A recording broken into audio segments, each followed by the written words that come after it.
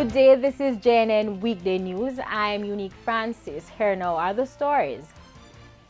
Energy World International announced that the sum of US $36.85 million had been lodged with its bank in Hong Kong, which will process it as soon as possible for the posting of the performance bond.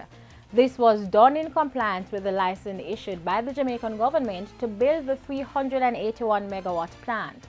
Energy World International was expected to post the bond 10 days after receiving the license on April 14.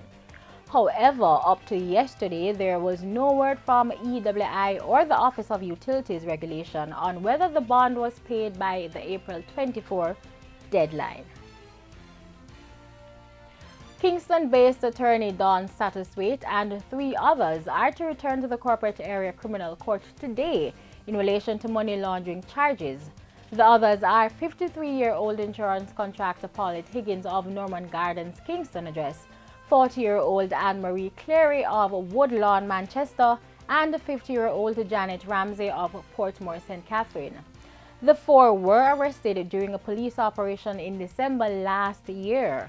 The operation followed a protracted transnational investigation by the Major Organized Crime and Anti-Corruption Task Force (MOCA) and the Financial Investigative Division (FID) into a case of money laundering and other financial crimes.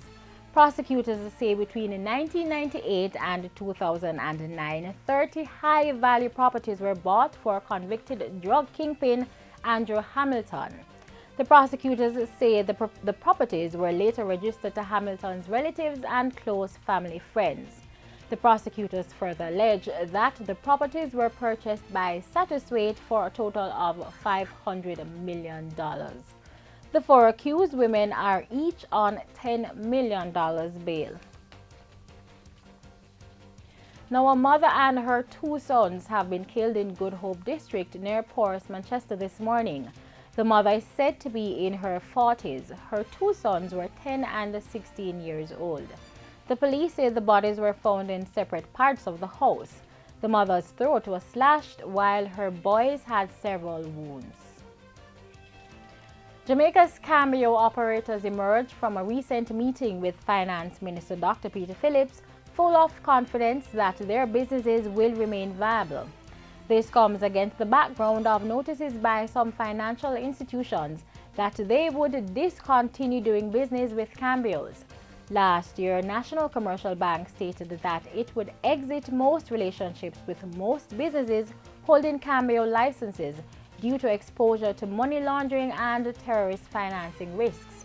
Heather Ferguson, president of the Cameo Association of Jamaica, told our news center that the meeting with the finance minister and other officials to discuss the matter had been very encouraging.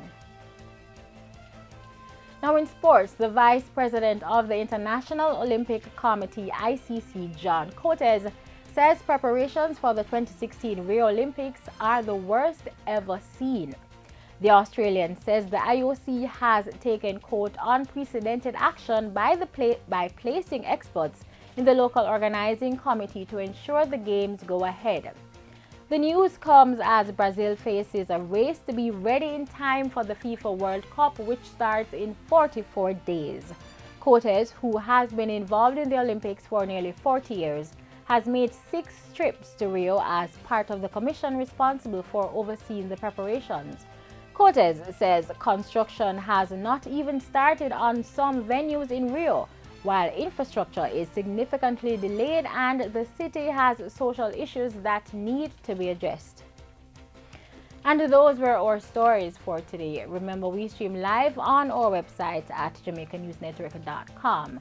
I'm Unique Francis, and this is JNN News Worth Watching.